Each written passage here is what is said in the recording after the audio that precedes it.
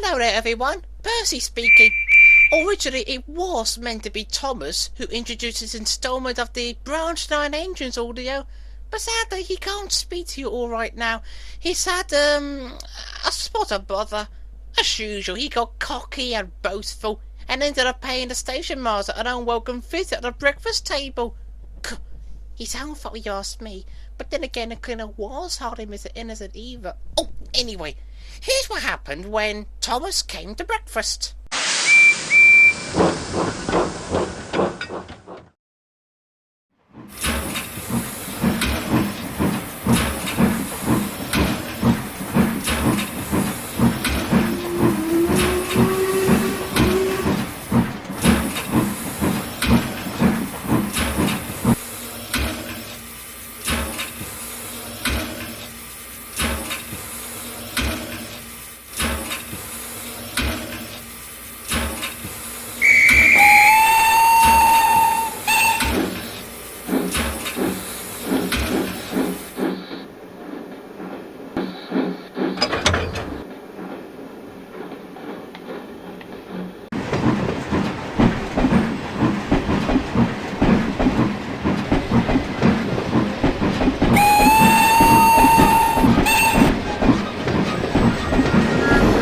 Thomas the Tank Engine has worked his branch line for many years and knows it very well.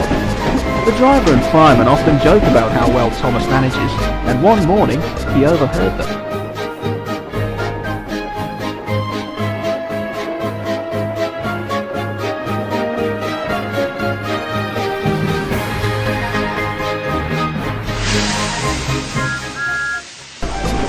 I bet you he could even do this running asleep. What's that then? Oh, nothing, Thomas. We were just saying you've done this route so many times you could probably run the line on instinct.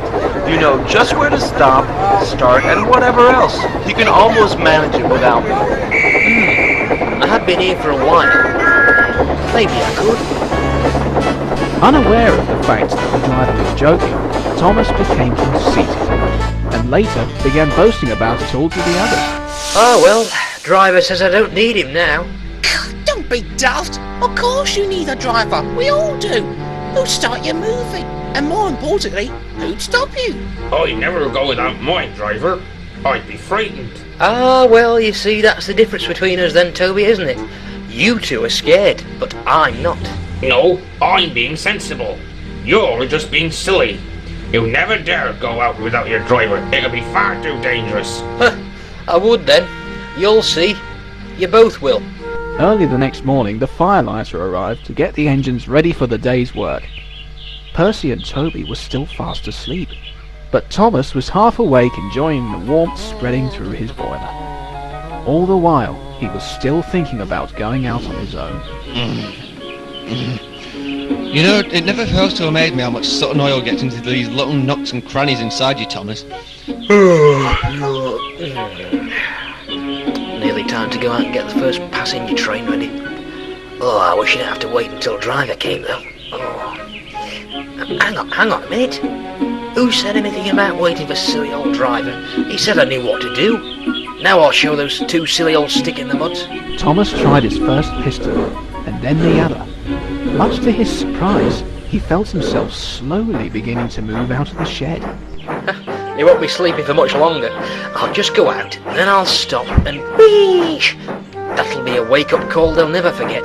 But instead, it was going to prove the wake-up call that Thomas would never forget. Morning, Bill. Catch a game? Oh my God. Thomas! Yeah, you know, I'd expect that sort of reaction from a tourist, but I mean, the driver of the engine... Oh, I see what you mean, yeah, because he's running away by himself, yeah. I catch it. I thought you were joking when you said you could manage without us. I thought I was too. Thomas, what the hell are you doing? It's alright. I'm just going to stop and wheeze to frighten Percy and Toby. Speaking of which, here what to do nicely. And stop.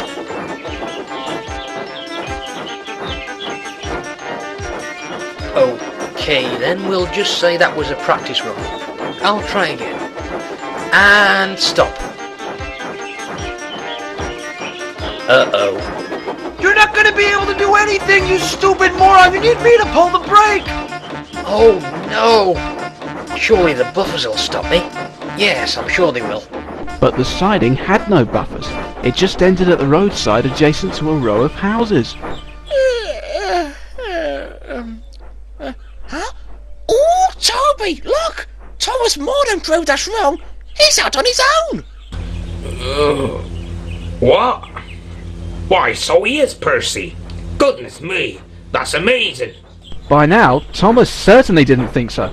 He bounced off the rails and crunched the tarmac as he tore along.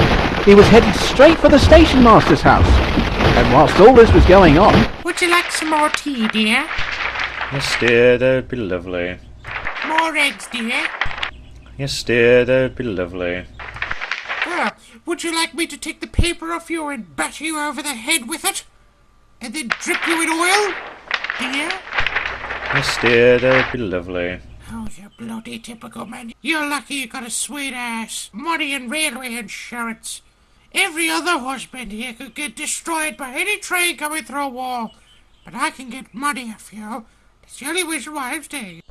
He, seems to be going too far up the line for a joke, don't you think? I don't think he's even on the line anymore. Derek. Yes, dear. I don't need you to panic, but I think it would be best if you put your paper down and take cover. Why, dear? Because there appears to be a train coming straight for our tiny room wall! That's nice, dear. What?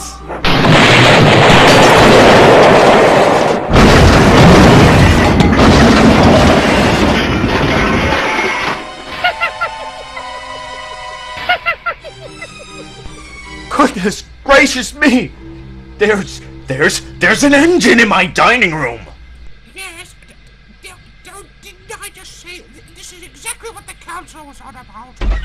Cool! Thomas is in our dining room, but why is he here?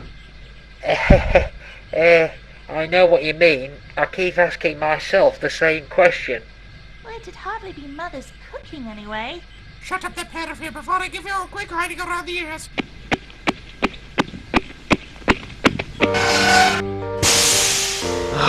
Jesus.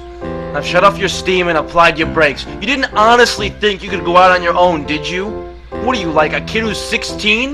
Hey, Dad, can I have the keys to the car? No, screw you, Thomas. You stay where I put you.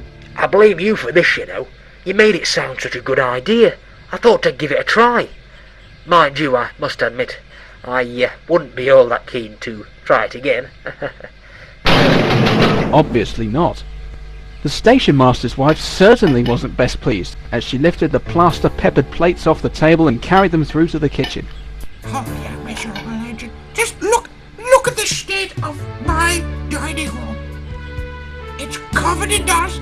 I just laid up the breakfast that took me at least 15 of my minutes.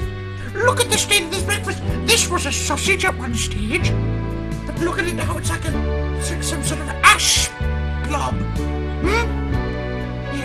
You've ruined the entire morning with your antics. I'll have to go and cook some more. Jesus, Clarence, where did you find this little number, huh? Would you mind putting some on for me as well? And don't forget me, I'm here as well. Oh, fine. Oh, well, now, since someone appreciates my cooking, I can't see why not. Unlike some people I could look at.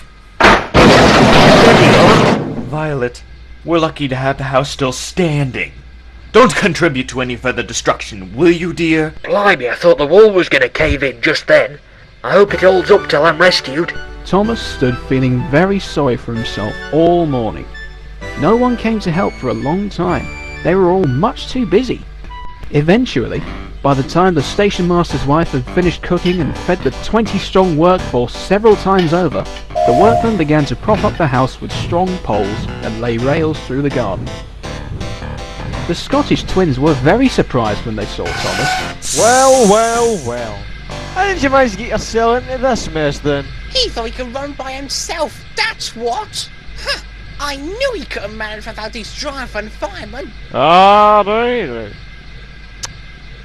Ah, well. It's always better to learn the hard way. You remember it better. Never mind, we'll soon have you back in the rails. Thomas was under no illusion that he would forget this incident in a hurry. The twins hauled him back from the house with all their puff, and then dragged him back up the yard to the sheds. His funnel was bent, bits of fencing, the bush, and a broken window frame were stewed in his badly twisted front end. The twins just laughed and left him. What was that you were saying earlier, Thomas? Something about not needing a driver after all, was it? Oh no, Thomas, I was joking! It was a joke! I wrote it in my diary! I made a funny joke today! I never expected you would do anything like this! I don't think they needed a new window in their house! If that's what it takes to be brave, I'd sooner be afraid than safe any day. You are very naughty, ain't you? Yes, I know, sir. I'm sorry, sir. Now you'll have to go to the works to get your front end mended. And it's going to be a bloody long job of that too. Oh, bother. Now there will be more work for us until you get back.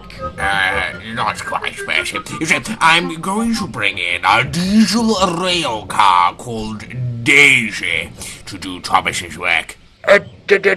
Diesel, sir? Called Daisy? Oh, yes, Thomas. The diesel's called Daisy. Always stay in their sheds until they are requested.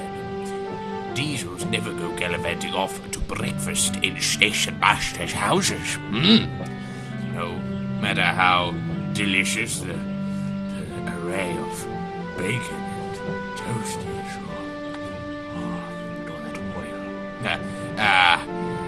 If you'll all excuse me, please, I think my job here is done. Although there seems to be a job waiting to be completed. And as the Fat Controller turned and slowly walked away, Thomas knew that he would have a lot to think about while he was away at the work.